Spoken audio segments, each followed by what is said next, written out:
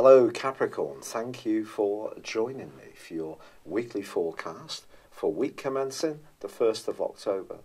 Now quite rightly, Venus's retrograde is going to get a huge amount of attention this week as she slams on the brakes, goes backwards in your sector of friendship and longer term planning when it comes to your love life, and that's going to last in this particular phase through to the end of October in the sign of Scorpio.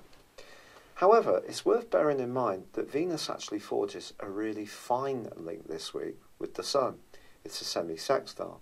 Now, the Sun's in a part of your horoscope that's to do with success and your ability to cultivate influence and perhaps take a step up the ladder of ambition. So what does this mean? Well, I think essentially it means that you do need to be as sincere as possible if you are negotiating with anyone, especially around a job role, doing a presentation. As much as you're generally very cautious in your approach, there could be a little bit of a tendency to be rather more forceful this week. And that's because Pluto in your sign, the planet of power, is in a tight right angle with Mercury, also in Libra, along with the Sun. Now, Mercury in Libra is very much about articulating your talent, raising your profile, perhaps even thinking about learning new skills, and that's all very good. But Pluto there could see you just tempted to steer things too much. So Venus is asking you to embrace goodwill and diplomacy, but as I say, just don't try too hard. Now, there is a quarter moon which occurs on Tuesday in your opposite sign of Cancer. So we have a 7/10 axis being activated here. Even more need that if you are interacting with anyone influential or you're an employer yourself, that you try to keep things grounded and keep a fair understanding of what's required, but also of what you're about in terms of your need as a relating person. If you find you can keep this balance, then things will stay on an even keel. But the Sun does forge a quincunx from the middle of this week with Neptune. Neptune's given you a huge burst of added imagination and inspiration ever since 2012. It's helped you to think differently, to express yourself in quite a lyrical and quite spiritual issues may have become more inspiring to you during that time. But this particular link asks you to be very factual in your approach to any kind of career goal or ambition that you may have, which brings us through to Venus.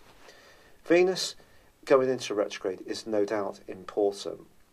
It's actually going to invert to such a degree it will return to the sign of Libra, suggesting that you could go through a period of trying to understand whether you're getting all your spiritual needs fed in a close relationship, or whether it's something that's going to show itself up more about your associations generally, friendships, and people that perhaps you know through work.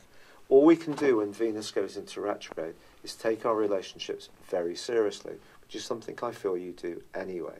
But this is a week that does offer rich possibilities, not least that on Monday and Tuesday, the Sun does forge a fantastic angle with Mars. So if you really want to make progress in terms of a more physical or material goal, those are the 2 days to go for it. The rest of the week is going to require a degree of patience. It's been a real pleasure being with you. Thank you for joining me. I'd love it if you would like or comment on this video, or if you've yet to do so, please do subscribe to this channel. Thank you. Hello Capricorn, thank you for joining me for your monthly forecast for September for the Sun or the Ascendant. I am sorry to be delivering this forecast a little later than I would have liked. This month, really though, offers you such rich potential, and it's very, very exciting for you. Your sign is known as being stoic. You keep going when other people are crumbling. And even if your steps may be small when you're under real duress, it doesn't stop you producing, of applying yourself on a daily basis. That's why I admire Capricorns genuinely so much. But over the last 5.5 months, we can't deny the fact that your ruler has been tracking backwards. But the great news is that on the 6th of this month, that comes to a close. But on the same day, Mercury, the planet of communication, moves into your sister Earth sign of Virgo, of which it governs, and also forges a great link to Saturn, but also Uranus too, the planet of surprises, which is in a very inventive part of your scope. And there's an opportunity for you to embrace an approach to life in the next 2/3 of this month, where you're being much more on the front foot, much more proactive. You're someone who generally thinks about things very carefully before you take any action. But you could find yourself galvanized into action, and this is a very energizing change. It's very, very vibrant, but it could see you pushing outside your comfort zone, trying different things, traveling. If you love travel, this is going to be a terrific month for you. And part of the reason for this is that there's also an incredibly positive new moon, which occurs on the 9th, which also feeds into the angle between Pluto in your sign and Jupiter, the planet of growth, in your sector of your highest wishes and your longer-term future and your friendships. Therefore, have confidence that you can take the lead, that you can be a main player. Even if you're someone who does get into your rhythm in a very self-reliant way, this is a time to break the chains of restriction, even if they're your own bonds of restriction. You can absolutely amaze people by how enterprising you can be, by how much fun you are to be around. Venus moves into a dazzling location for you on the 9th too, and goes into an opposition with Uranus. Don't be surprised if you get a surprise invitation to go out on a date. That could really set your pulse racing. Or it's an opportunity to rev up an existing relationship by being a bit more spontaneous. However, it is true to say that at the heart of this month, Venus becomes an even more important player, forging a great link with Saturn, which is obviously something you'd really appreciate, so a stable development around a friendship or association, but also Venus clashes with Mars. Now, Mars is going to be moving out of your sign on the 12th, goes back into Aquarius. It's been with you for a month. It's given you a shot of extra motivation and drive, but it may have also overstimulated you in some ways. Moving back into Aquarius, it's now back into the domain of resources. And it's possible that you could quarrel with someone who has a different view of joint resources to you, or it could be a friendship where someone may be taking you for granted a little bit at the heart of this month. But the friendships that are true and loyal are going to be ones you truly savour. That's a fact. However, Uranus does go back into its square with Mars that first began in the second week of May. Now, because you are someone who's such a careful custodian of resources, that particular aspect may have seen you do something really quite speculative during that period of time that may have been completely out of character. And if that's the case, there may have been some real consequences from this. Perhaps you spent money on something that didn't have any tangible value, completely out of character for you. Or you got involved in a relationship that was lusty but had no chance of ever going anywhere. Or perhaps you've been overly generous to somebody around you, cut them too much slack, given them too much freedom around your resources.